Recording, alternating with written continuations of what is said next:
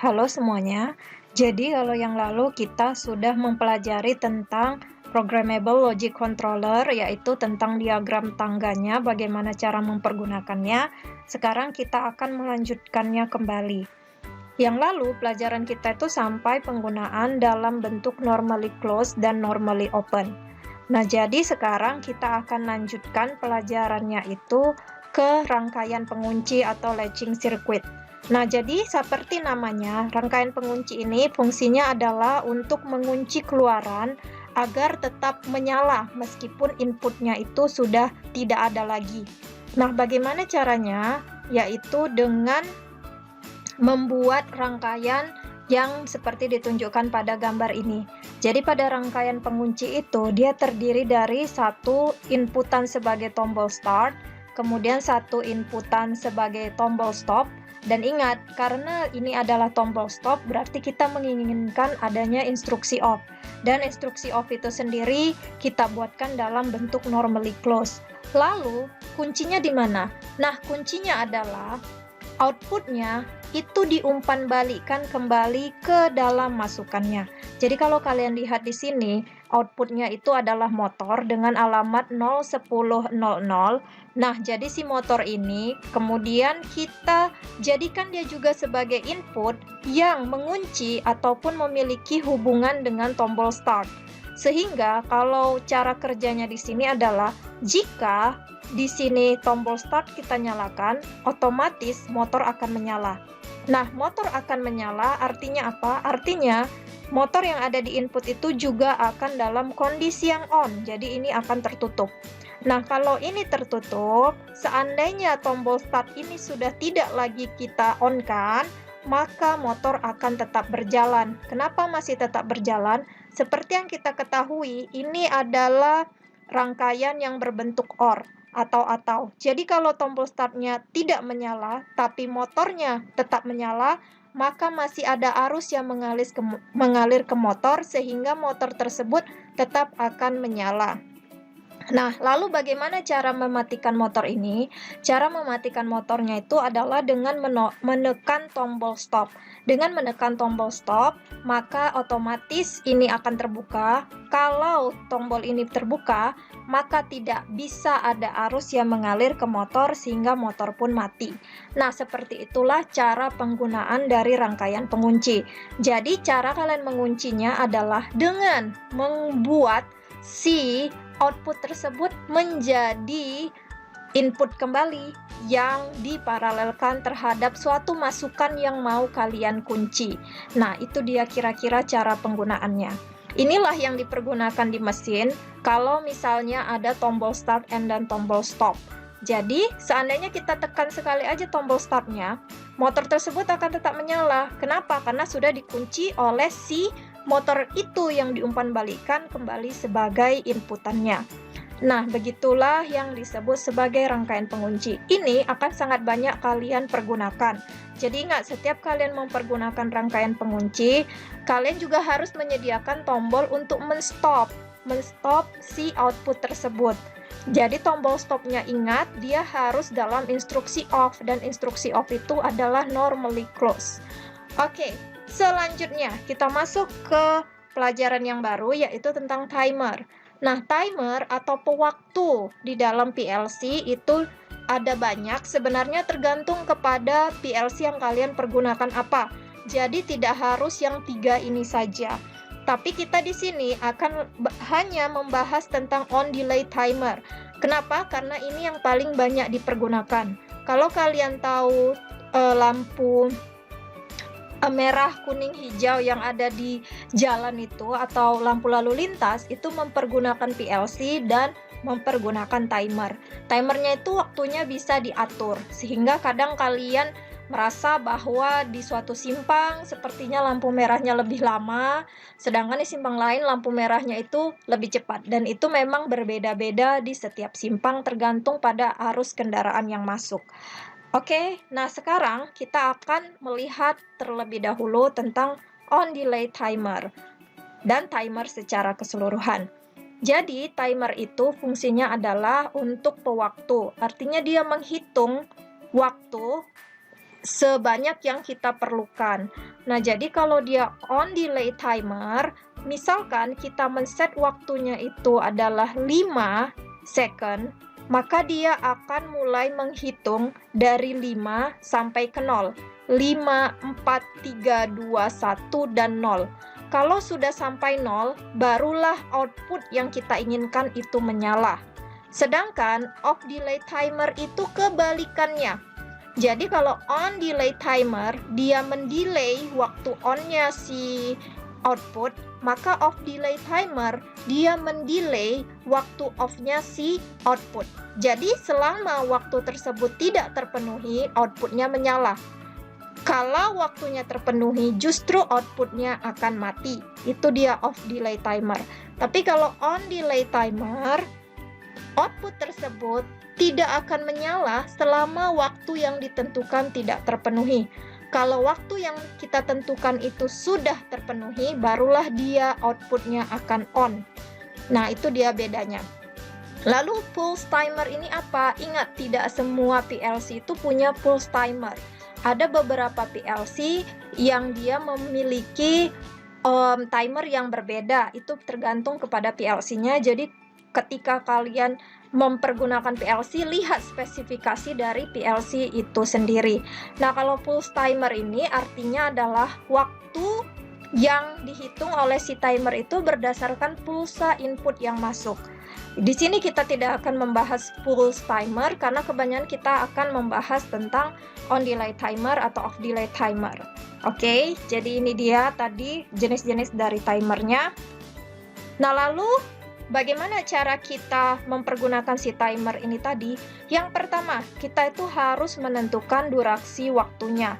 Nah, durasi waktunya itulah yang kita sebut sebagai PT atau preset time atau PV atau preset value atau kita sebut sebagai preset. Nah, jadi si preset ini adalah waktu yang kita tentukan apakah dia mendelay on-nya si output atau mendelay off-nya si output. Nah, kemudian setiap timer pada PLC itu berbeda-beda. Ada yang satuannya millisecond dan ada yang satuannya second. Bagaimana cara kita tahu? Kita lihat di buku instruksi pada masing-masing PLC. Nah, jadi misalkan seperti ini. Kalau dia di PLC yang kita pergunakan itu time base-nya atau waktu dasarnya itu adalah 100 millisecond, artinya kalau kita input preset value-nya atau nilai presetnya, nilai awalnya itu 5, artinya di sini 5 kali 100 millisecond atau 500 millisecond. Kenapa demikian? Karena time base ataupun waktu basis, waktu dasar untuk si timer pada PLC tersebut itu adalah 100 millisecond. Bisa jadi timer yang lain itu waktunya dalam 10 millisecond atau bisa jadi dalam waktu 10 second. Makanya kalian harus perhatikan buku instruksi PLC tersebut. Kita lihat yang on delay timer.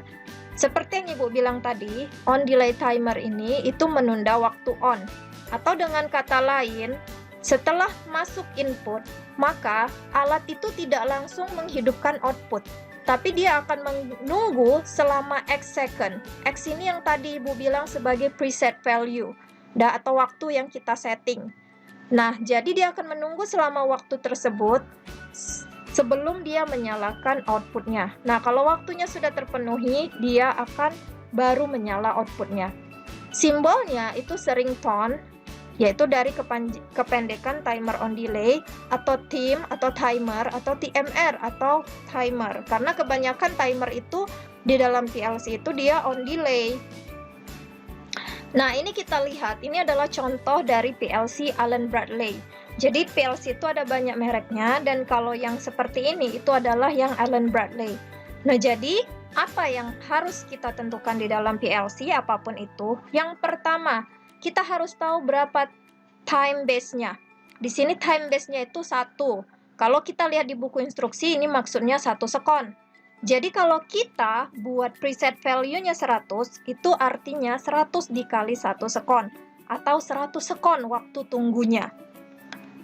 Nah, selanjutnya adalah, kalau pada PLC Allen Bradley ini, dia keluarannya itu ada 2, yaitu enable Nah, ini adalah keluaran output ketika timer masih bekerja.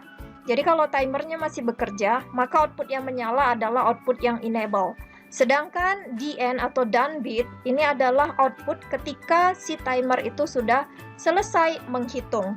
Jadi kalau timernya sudah selesai menghitung, maka dia done bitnya ini akan menghidupkan outputnya. Oke, lalu bagaimana cara kerja timernya? Yang pertama, kita sudah menentukan presetnya itu 100. Nah, selanjutnya, ketika ada masuk input ke timer ini, sehingga timer ini menyala, maka timer mulai menghitung dari 100 sampai 0. Jadi, nilai yang ada di preset ini itu akan berpindah atau terhitung ke accumulation. Sehingga suatu saat di mana accumulation di sini nilainya akan lebih besar dari nilai si preset atau sama dengan dari nilai si preset. Jadi ketika mulai menghitung ini kan 100. Accumulation 1, 2, 3, 4, 5, 6, 7, 8 sampai 100. Jika accumulation udah sama dengan preset, sama-sama 100, maka output yang menyala itu adalah done bit. Atau kalau pada PLC lain, kalau ini sudah sama, maka outputnya itu akan menyala.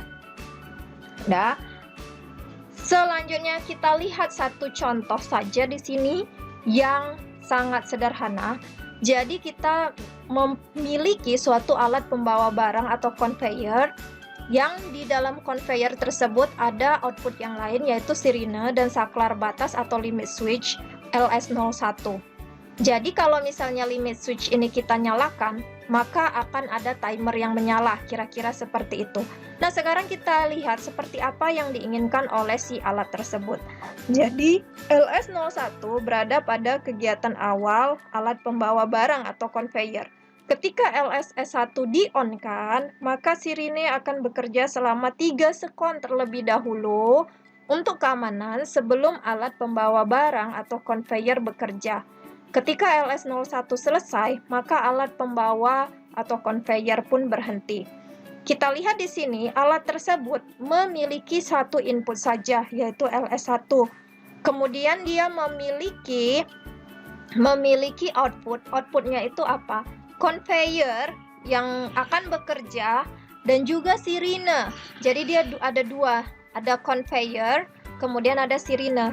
Nah, sirine ini bekerja ketika timernya itu masih dalam kondisi menghitung selama 3 sekon. Nah, kalau sudah selesai menghitung selama 3 sekon, barulah conveyornya itu akan bekerja. Oleh sebab itu, artinya di sini limit switch-nya ini kita hubungkan dulu dengan timer yang kita set sebagai 3 second. Jadi di sini kalau kalian lihat, preset value-nya itu 3, artinya itu 3 kali 1,0 second, jadi 3 second. Oke, jadi ketika limit switch atau saklarnya itu dinyalakan, maka yang bekerja adalah timer.